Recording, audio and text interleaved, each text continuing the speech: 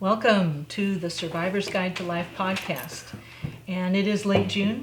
It's been about 3 months since the COVID pandemic really shut down parts of our economy and parts of our lives. I think people are starting to hope that they can get back somehow to the way things were, or they're just waiting for something to change, something to happen. Peter and I are here today. We want to talk about why trying to get back to the way things were might not be the best idea. It might mean missing some real and significant opportunities for a better life and a better world even. So thank you for joining us. Hello and welcome to the Survivor's Guide to Life on KPCA Petaluma 103.3 FM. I'm Jenny Stevenson, your host, and joining me is Dr. Peter Bernstein. Today we will continue in our series on how to survive through adversity. Dr. Bernstein, or Peter as he likes to be called, is a coach and mentor with almost 50 years of experience helping people survive and grow through trauma, struggles, and hard times, the stuff of real life. The goal of our series is to help you discover what we've experienced, that adversity is more than a trial to endure. It can be an exciting opportunity to learn, grow, and thrive. That introduction, as far as I'm concerned, and we've been, this is our, 83rd episode of 83 hours. Yeah. We've been working on this theme for a year and a half. And it doesn't grow old. No, in fact, it's more timely now to many more people than it was when we started. We knew it was timely for plenty. Yeah. But now it's in everybody's face. It's in everyone's lives and faces. And to use our experience and the work that we've done for encouragement and hope through all of this crisis, all of these confrontations that are happening to people's lives now, where we aren't having the control that we thought we had.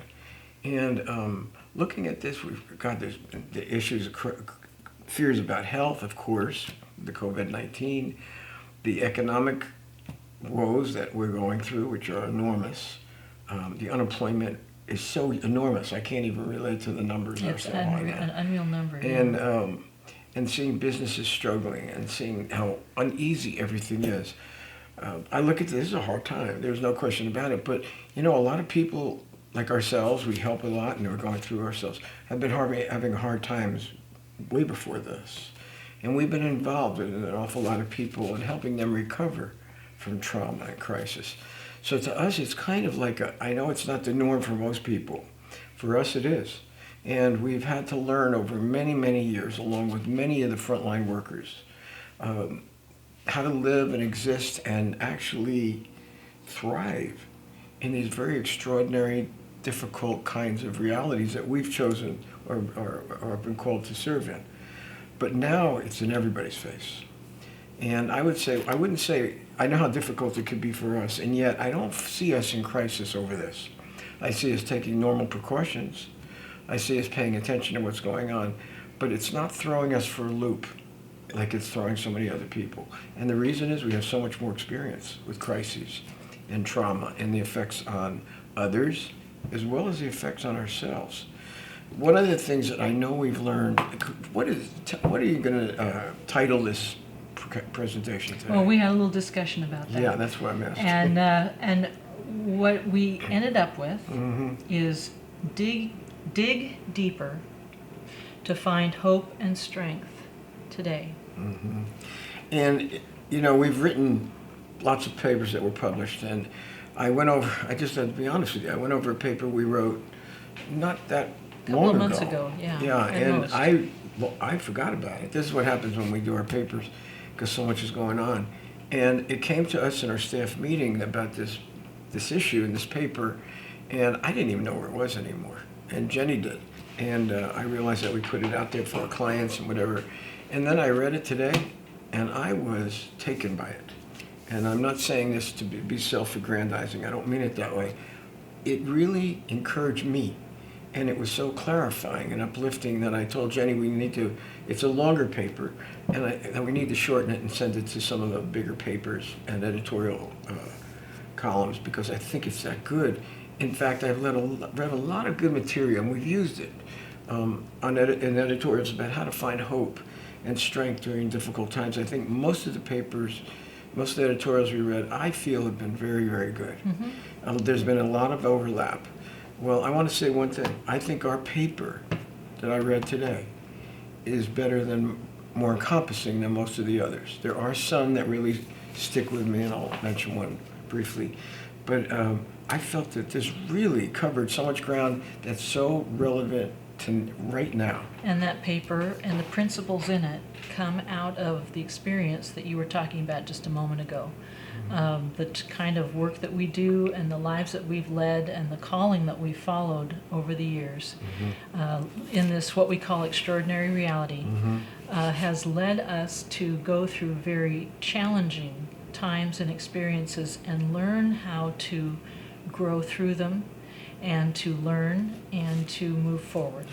Well, we actually have seen that crises and trauma can produce growth, and they're an opportunity for so much growth and development that we never could have imagined without having to go through the struggle and suffering. It takes that to wake us up to open new doors of opportunity and understanding about life that we never would reach any other way. Well, now, okay, we're used to it, and yet we still go through very difficult times. And we're seeing now this is happening on a massive level. And so many people are going through it. We also are seeing so many people so scared, so angry, and so troubled because they're being forced to confront things in themselves that we've been forced to confront so many times about the human condition. We're forced to look at ourselves because many times we go into situations that are dire, and people are dying, and they're sick, and they've been through some very, very bad times, and we've got to deal with that. And one of the things we go in with is, we have plenty of good fix-it intentions. We know what we're doing to a point, but we also run up against situations where there are no answers. We have to ride it out with the person and the loved ones, and we're dealing with someone who's dying, and there's no turning it around. There's no fix-it on this. And we've had to learn to accept that we don't have the kind of control that we hope we would, We'd like to have. Pray for it. We would love it. Yeah. And yet we don't. So that forces us to look at ourselves, and it takes us to the limits of who we are. And then after that, we have to go farther than who we are. And that's the time of real growth. It's also a time of developing faith and trust and hope in a brand new way. Because if you can't find that, it becomes an extraordinarily discouraging and despairing and depressing time. And for folks, unfortunately, now I'm seeing too much of it.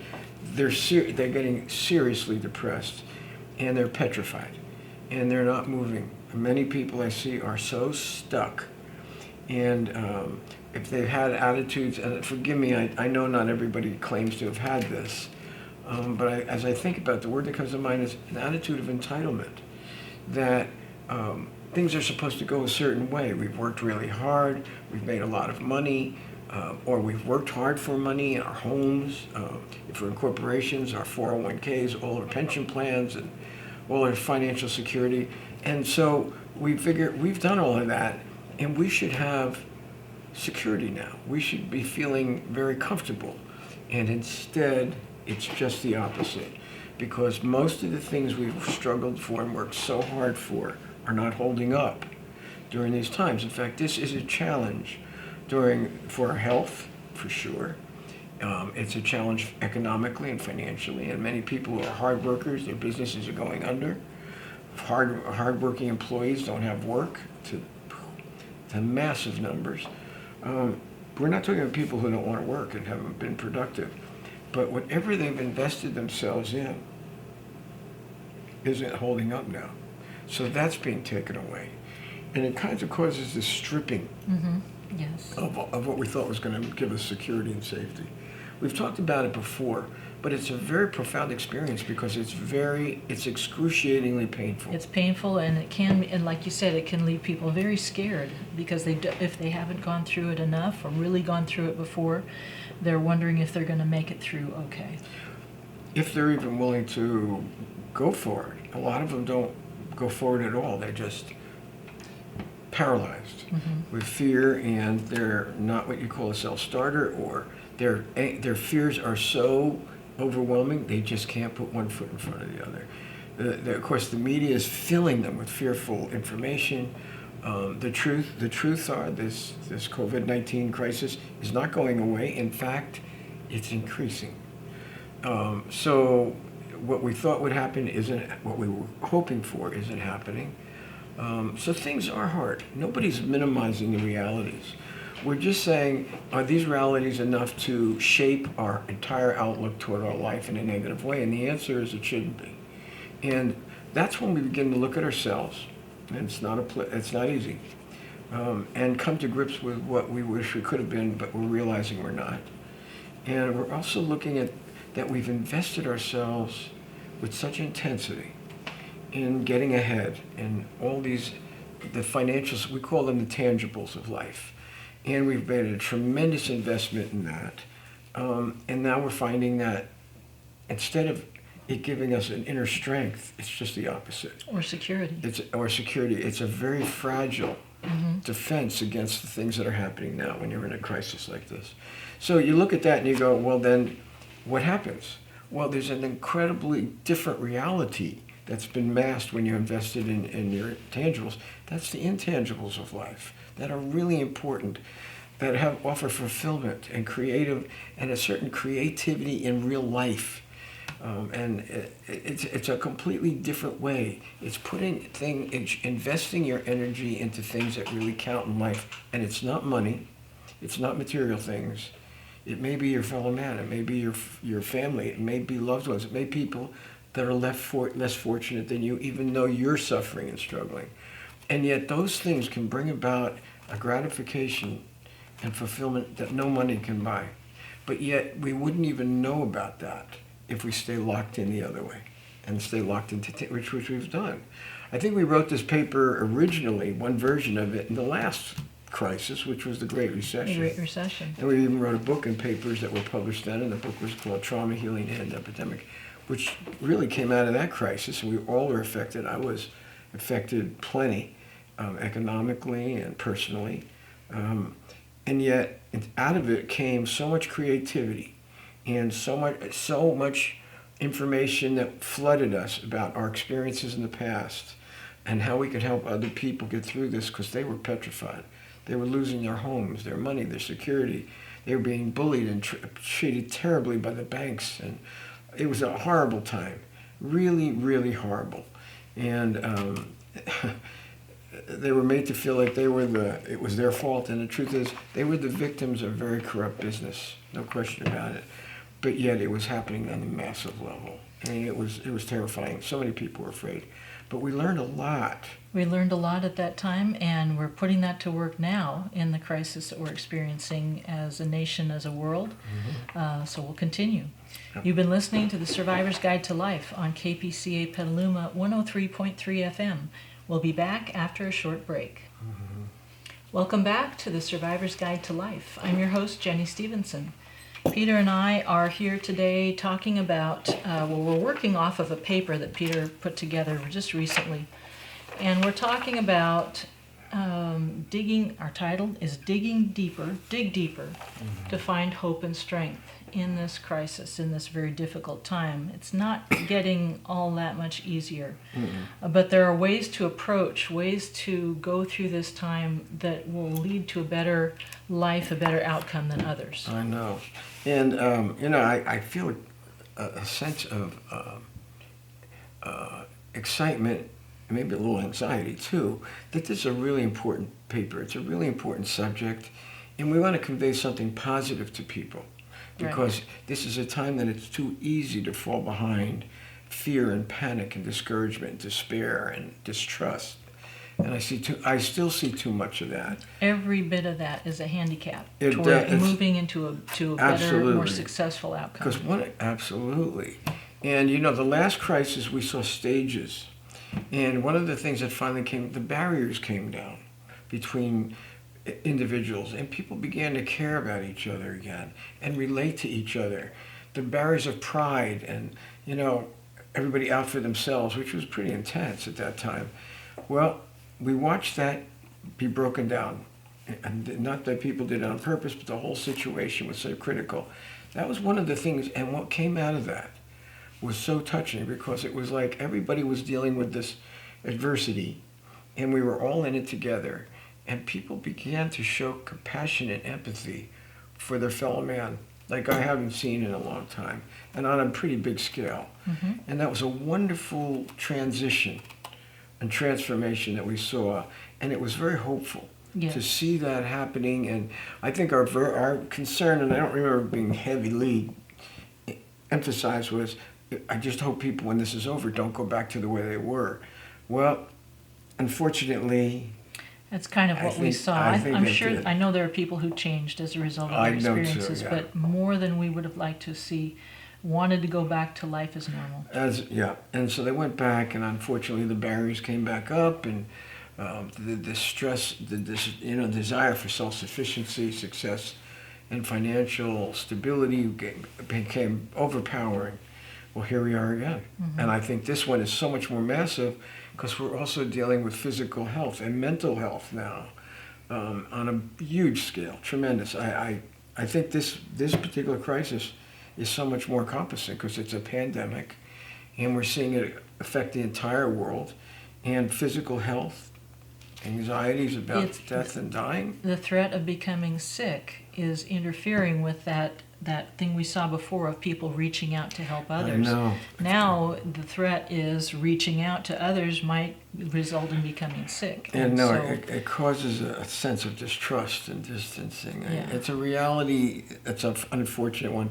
I frankly find ways to get around that with people, with taking precautions, but not letting them get in the way when I see somebody who's really in trouble and suffering and in worse shape than I am. And there's plenty. We're not doing that badly, even though I have very serious situations in our work and in my own life. I still find the desire to care about other people that's very strong.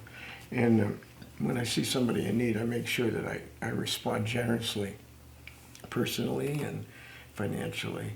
And that's not come out because things are easy. Mm-hmm. In fact, even when I go shopping or I go out to eat and you got to sit outside, whatever, I know these people haven't worked in 3 months.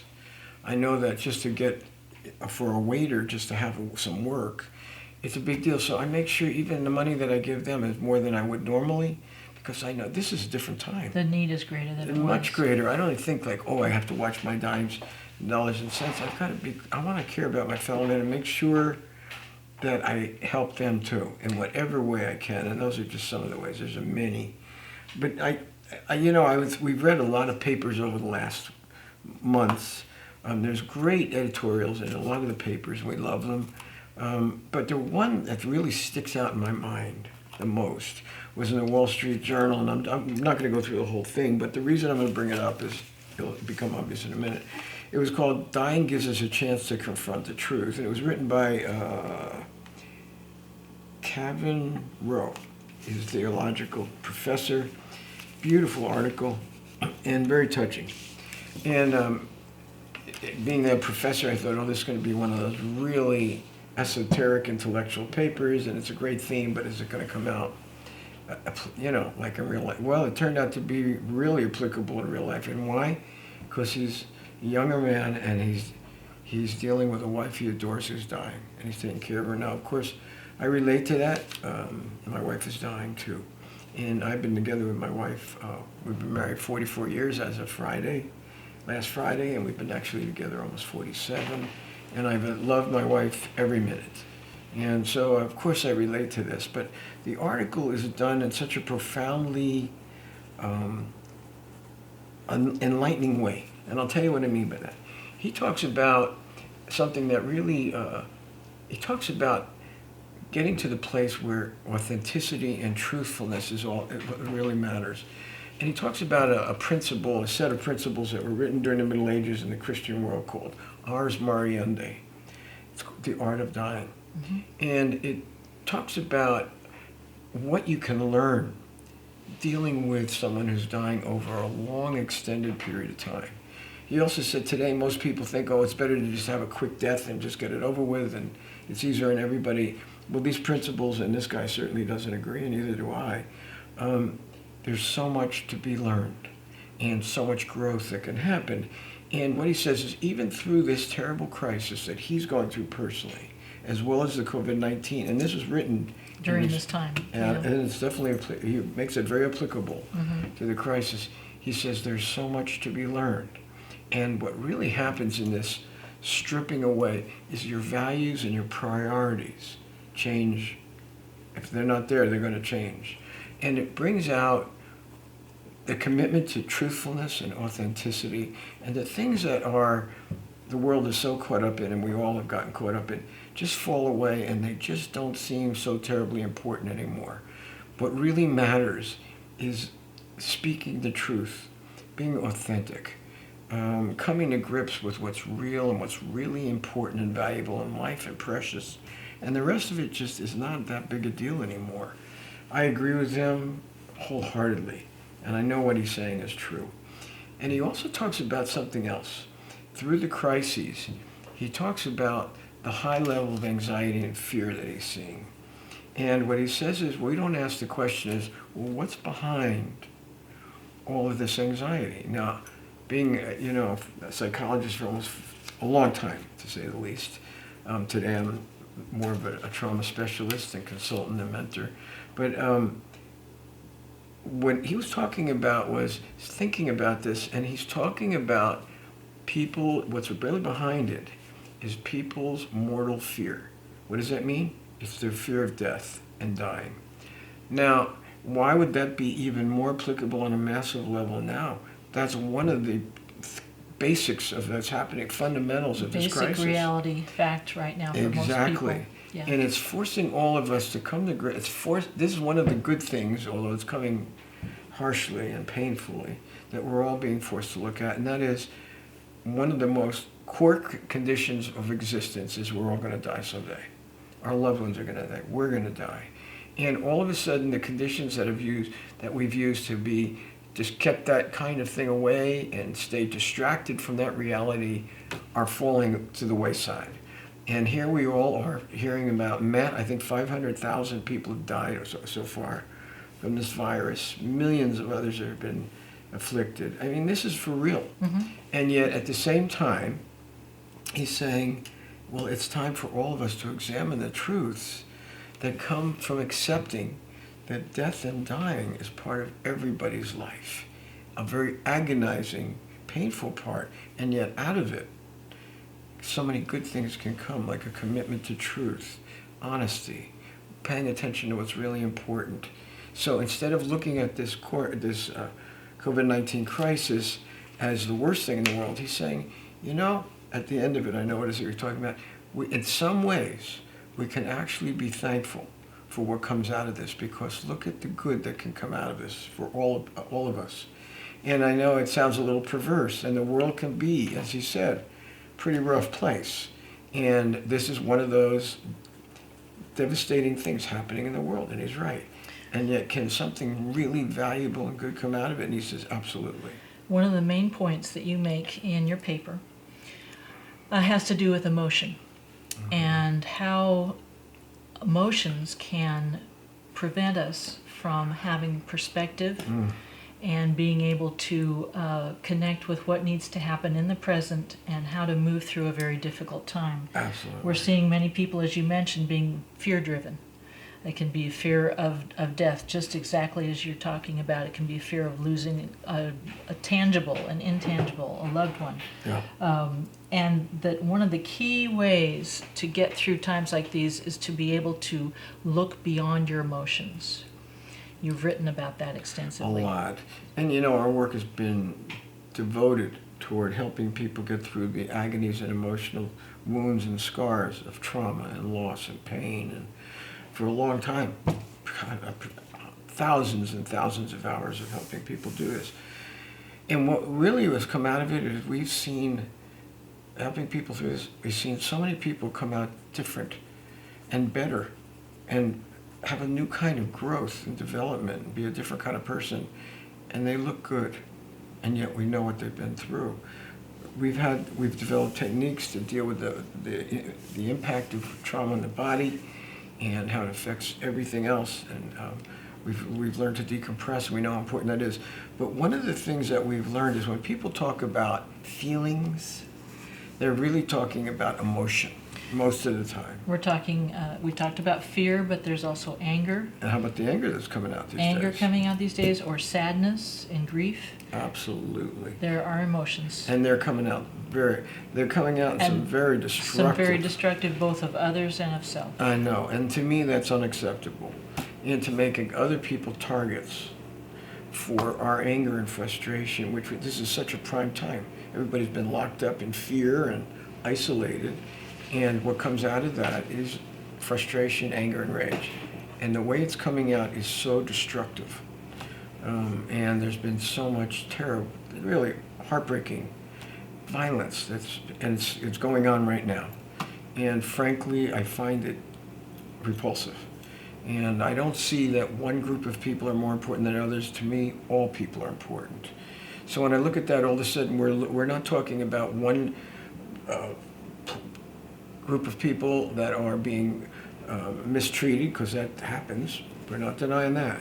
But I think all people are important. And all of a sudden, the anger is turning out to be barriers between different people and causing adversarial relationships and very destructive ones. And we're seeing that a lot of the intensity of what you're talking about are not just about those specific issues, but are about what we've been talking about all today, the pandemic, the threat to life, the threat to what we know. And it's really fear-driven. We'll come back to that. Yeah. You've been listening to the Survivor's Guide to Life on KPCA Petaluma 103.3 FM. We'll be back after a short break. Welcome back to the Survivor's Guide to Life. I'm your host, Jenny Stevenson.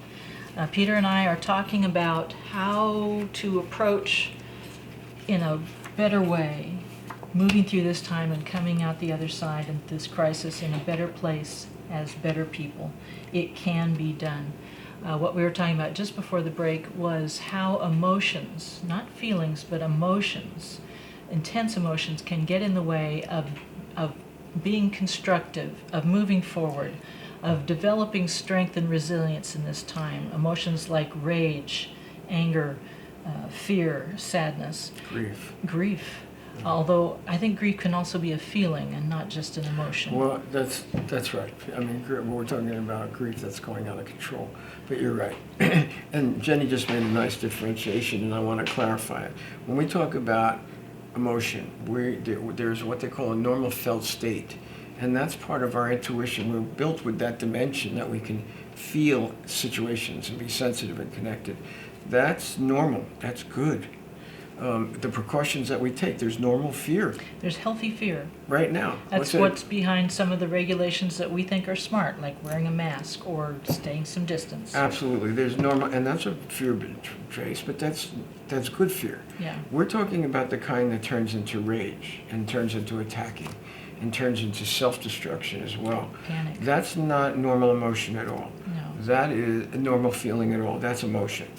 If we allow our emotions to take us over, we're not going to have accurate perspective on anything.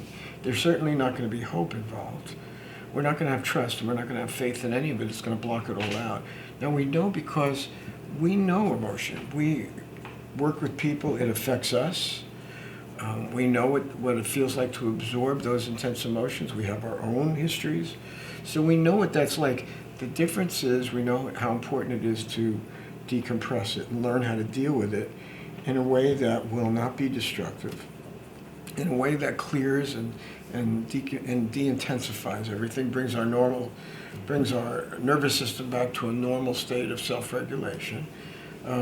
So then our nervous systems, I'll just give it a little side, have the ability when we're really in danger to go to hyperarousal. But when it's over, it finds a way to discharge the energy, just like a deer in a field after a predator's gone. shakes off the energy, and comes back to a normal state. We have that capacity too. But what happens for us, unfortunately, is we interfere with the normal progression, and things get withheld in our bodies. And people at that point don't have a normal feeling state anymore. No. So it accumulates, and then they do some destructive things, which is happening. We know how to do that. We know how to decompress. We feel emotionally just like anybody else, though. We don't want to sit here and say we are the experts and we're not like you. And that is not true. We're exactly like you. And I want you to, and probably worse, because we have our own traumatic backgrounds.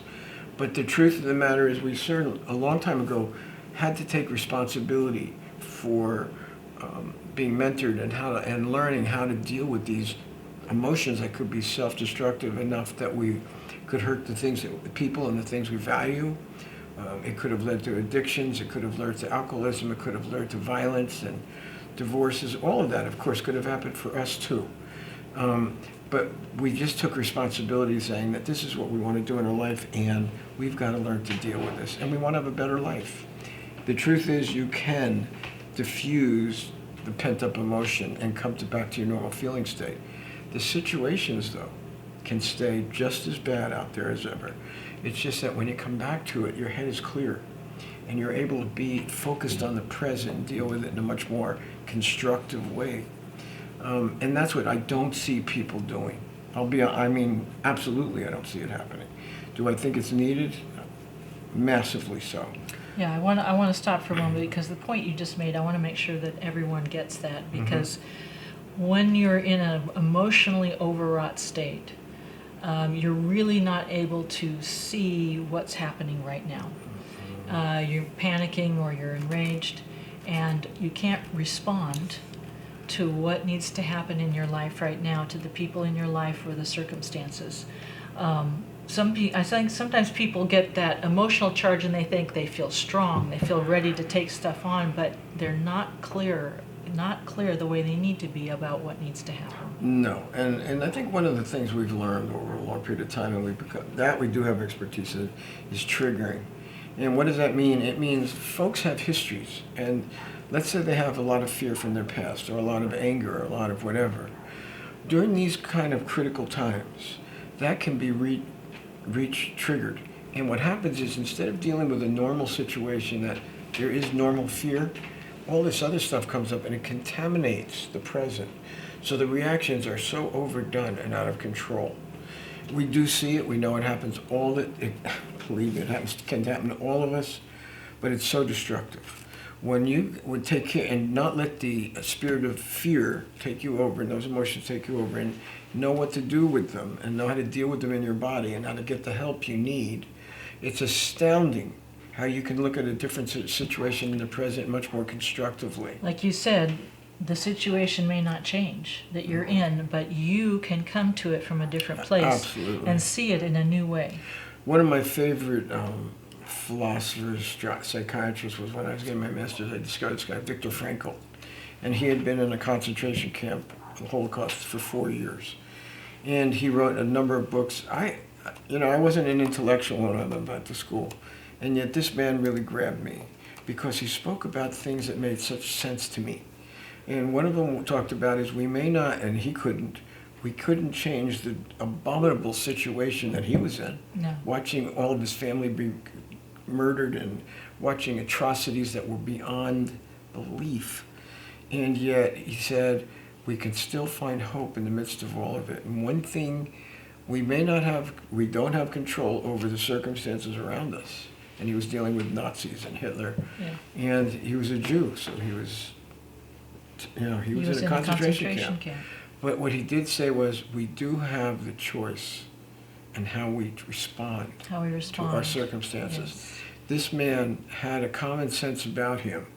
And he talked about it's still possible to find hope and joy and strength even in the midst of these horrendous situations. He's written some beautiful books about it. And I think a lot of the articles and editorials that we read, they're mentioning him frequently. They mention Viktor Frankl. Yes. He's one of my favorites. And a very down-to-earth, insightful man who's look at what he went through himself. and he was able to write about it. I think his latest book, and it was in German, so his latest book has just been discovered, and I can't remember the name, but he talks about how you can even find joy in the midst of all of this. He's right, but the situation is critical, horrendous, out of control. Death is imminent. Dying is imminent. Sickness is imminent. And yet he's able to say there's a truthfulness, a joy, a meaning, and a purpose that can come out of all of this that can make all of it be so valuable. And I think this was a man that really, really spoke beautifully. And we are following that road today.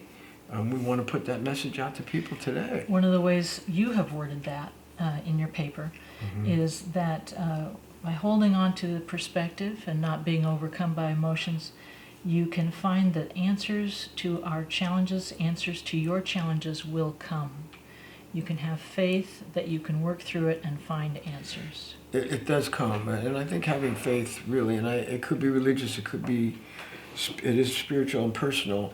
It just means knowing something good can come out of all of this, even though we don't see it yet and we don't know what it is.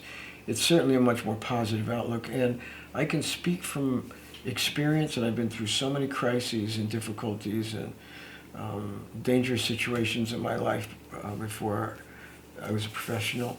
And honestly, it's the truth. There is hope. That you can't always see it at the time, but good can come. It's just having some kind of deeper sense of trust and faith that will come out of it. If we don't, what we're left with is despair and discouragement, and it's awful. I mean, that to me is total defeat. I don't know how far along are we in this today?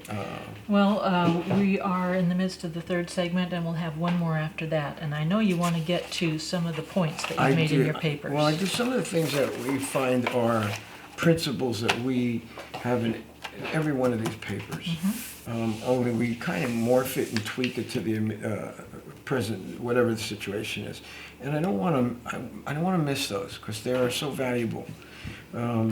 They come from experience. They come from going through an awful lot, helping a lot of other people, and we're still going through it. So we're not sitting on any throne, professing anything to anybody else. I don't want to sit behind a pulpit and be. I'm not a preacher. I'm a person just like everybody else, and I want you to know that I too am going through a lot, and I always have. But it's that I have a good life, a very good life, and yet it's still filled with a lot of difficulties. So I wanted to talk about some of the principles that we've talked about before. And I noticed in this paper, by the way, I wrote this paper, I forgot about it. I fell in love with it today. So Peter came in off the deck and said, "This is a great paper," and he's right. I did not remember that, so I'm saying this, even though I wrote it, trust me, I did not remember that it was a great paper, and it meant a lot to me today. But some of the principles, I'm just looking at them, and I'm just going to read them off to you and see what you think.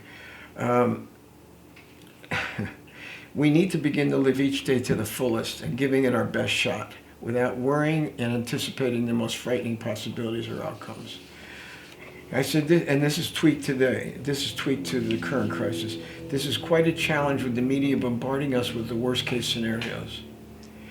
Very rarely does the media recognize or report the number of healed survivors in this epidemic or other things. It's not very positive news that we get. No.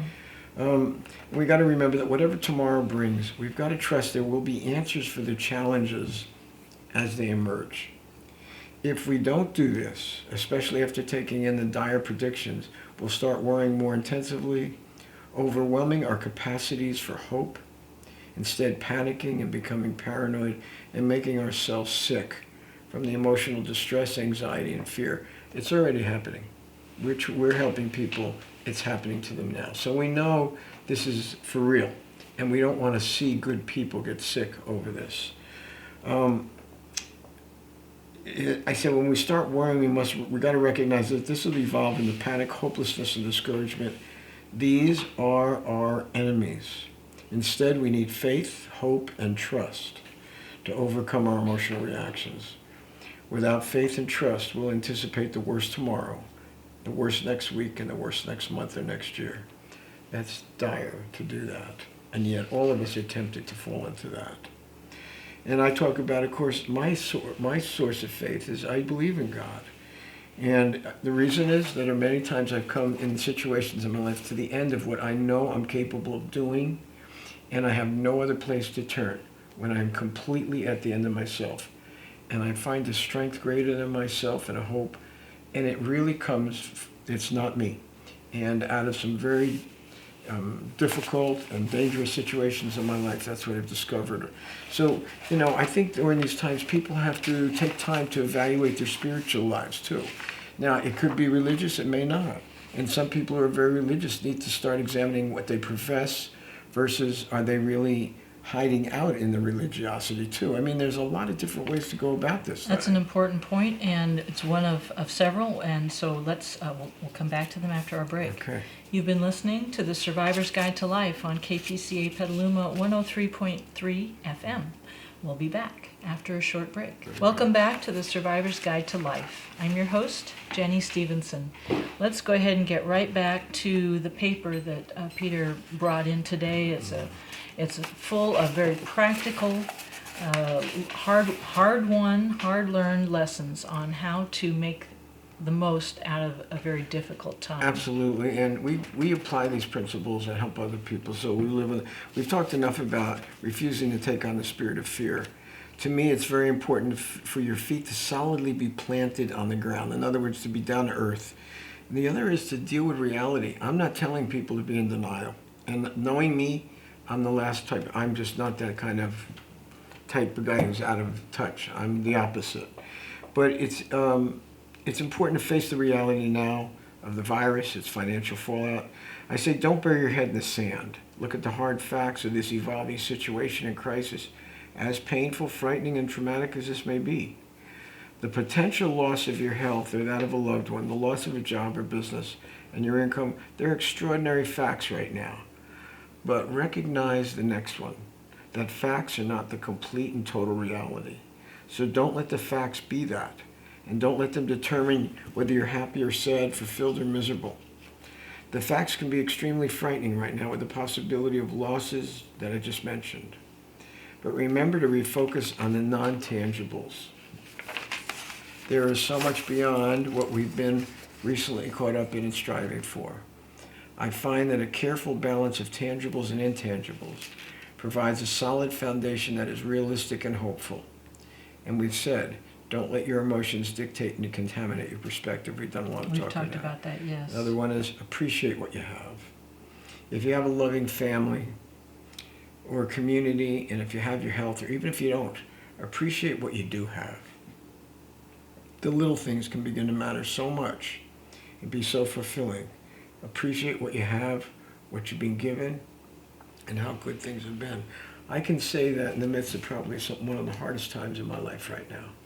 And when I tell people how I've grown to appreciate very little things, and it just fulfills me, I can say it truthfully and authentically. If I see my wife breathing in the morning, and if I see her eyes open, and I see I have another day with her, that makes my day. The little things in life, just to have some moments with her, are precious to me. To be able to take care of her, to have wonderful caregivers all around her, just astounds me. And I am so grateful for the little things. Now I'm talking from a guy that used to need to have big things, only big things to make him happy. Today it's the smallest little things fulfill my life, and I cherish those things. And I would encourage other people to see that too. We talked about examining your spiritual life. Absolutely. Mm-hmm. Reaching out to others. Now this one you have always done. Absolutely. Always, as long as I've known you. Remember, you're not alone. And many people are experiencing what you are and far worse. If you haven't been charitable, this is a really good time to begin, because so many people are in need. And if you don't have money, give your time, your energy, your involvement. It really will mean a lot. I can tell you that's a very healing thing to do in the midst, and it even means more when you too are suffering and in pain yourself. So the sacrifice and the selflessness is a form of loving and caring that is so much more developed. And I really encourage people to get to that place. Now, the next one, I think we really want to stress today, because the look for opportunities. This is like the test, the turning point between people we see who are handling this time fairly well and those who are not handling it well at all. Well, do you want to read it? Or do you want me to? Sure. You have the better copy of that. Why don't you go ahead and read that? I do. It says, now you have the opportunity to look at some of the things that you haven't taken time for, that you may have been preoccupied or distracted from. And I know this is true of all of us. Is it time to reevaluate your career or develop a new career, to find your true calling in life, to improve your relationships, and to grow personally in new ways? What about your life that needs to be changed or be improved? This is a critical, important thing to do. I look at this, honestly, personally, I see this time as a true opportunity for that I actually have some time to do these things. I am doing the things that I value, but I'm doing more things now, things that I thought that I know are important. Well, there's other things that have come up that are very important and very timely, and I'm putting my energy into those things. I do believe I'm following my calling, but it does, I have to be fluid and be able to move with the situation quickly and evaluate my life, and what was working before may not work now. May have to do some new things. Evaluating my relationships, I value my relationships more now than ever before in my life. I don't have the time for people who really take a lot of energy, and I don't mean sick folks, or I mean folks that give you a hard time, or who are angry, or get off on putting you down to make themselves feel good, or could be really mean. There's a lot of it striking out these days. I have no tolerance or time for that. I want to be around good people, people who care, who can reciprocate with love and caring and attentiveness and heartfelt compassion. That's the people I want to be around. They're good people. Waste my time in the others? Well, I might have done that for a long time. I don't anymore. I don't have the time. I'm very economical with my energy and my involvements. And yet I'm probably surrounded, I am, with a community of such loving people. I call them angels. And I know a lot of wonderful angels. And they're just caring, giving, selflessly, loving, sacrificing. They're amazing people. And I'm grateful to be part of that. So I really feel that this is, and for those people that are stuck and aren't doing that and just want to go back to the way things were, and I've seen a lot of people at this, you're in for a very sad and unfortunate fall, because nothing's going to go back to the way it was anymore. And you're going to have to morph, and you're going to have to evaluate and take new opportunities and changes, but you got to take those first steps. I've seen too many people that are absolutely paralyzed. I've seen other people use this as the opportunity of a lifetime to get started on new things in their life that they've always wanted to do and move ahead. And it's inspiring, and it's awesome. And it's not just about money, it's about the times. And it's about what they've always wanted to do that they never took the time to do before. Building new careers, new businesses, new work, things that they feel there was a bit of calling in their life. They're doing it. They have a glimpse maybe, or an idea, and they have the courage to go ahead and take a step. And that's the thing. And these aren't people I'm talking about that, oh my God, they're like me. They're just driving it. I'm talking about people that get scared too. And yet they've had something in them that's driven them to embrace the glimpse, to move ahead and to take the risk. Do they get scared and shaky? Yeah. They come to me. Why? Because I don't get like that, and I can really encourage them in a really positive, down-to-earth way. There are other folks, unfortunately, that won't even take the first step. And what we're seeing, and there's some nice, good people, they're deteriorating significantly. It's their costing health, them a lot, yeah. their well-being, their relationships. It's a heartbreak, and they won't even take the first step. And even if they've had glimpses, they won't do anything in action to make anything happen. And I'm watching, unfortunately, some very good people deteriorate significantly. And we've seen this in caregivers too, that if they act like this, what happens is usually it's their health, and not just their mental health, but their physical health begins to deteriorate too. We bring people's attention to it, we encourage them to move ahead, but we can't force them. So we're seeing probably more of that, unfortunately. Unfortunately, we're seeing than the more of other. that. And that breaks my heart, because these are some Yeah. nice people. I'm not talking about bad people. Just Yeah. very frightened. And the other is, of course, we're talking about finding help and support during these times. And if you got wounds and scars that are distorting your responses, get some help from other people around you. It's all right. It's okay to seek encouragement. It's okay to seek perspective. And professional, when I say professional, it doesn't have to be a psychologist or therapist. You don't have to go fall into worrying about the stigma of mental illness.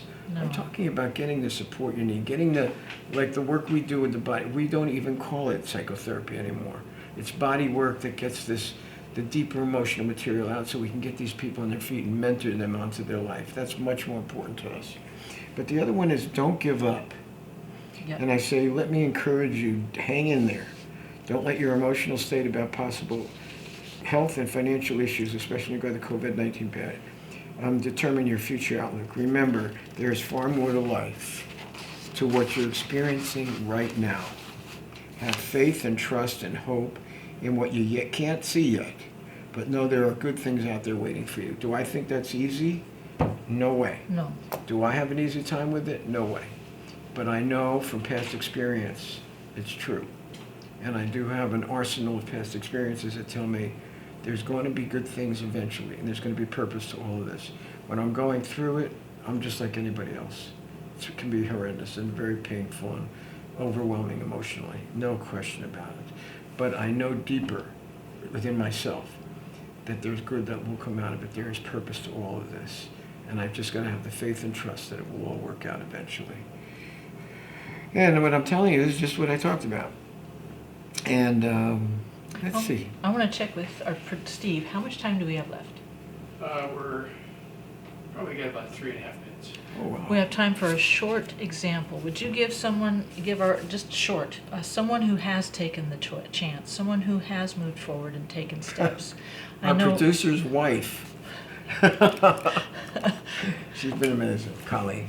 And we love her. And we're not talking about the most gutsy, driven woman you ever met in your life, but she's been in business for as long as we know her. She's been a mom, and she always had this dream. She's very physically fit, and always had this dream of being a trainer. Being a trainer. For middle-aged and elderly, and she's a volunteer caregiver for my wife. She's an angel. She's a doll. She always wanted to do this. And she is taking this opportunity during this time when the gyms are closed. Gyms are closed. She got certified, and what do you think she's doing? She's training, and she is excellent at it, and she's building a business right now, and she's doing a great job. So she's one, but I know, I've seen so many that are starting new businesses that have new opportunities. They've always wanted to do it. Yeah. But they're doing it now. She's not the only one. I've met others. And I'm sorry, I got to cut you off. I wanted to get that in, but now we're short, and I'm going to be talking really fast. Okay? So the Survivor's Guide to Life is made possible through a grant from Sonoma Coast Trauma Treatment, a 501c3 public charity that depends on donations. Please visit sctraumatreatment.org and make a donation, or go to our GoFundMe charity page. The Survivor's Guide to Life is on YouTube channel. We're also on our own website, which is thesurvivorsguidetolife.com. We're on all of the regular podcast outlets. Please like us and share us on Facebook and Instagram. Thank you for listening, and please join us again next time.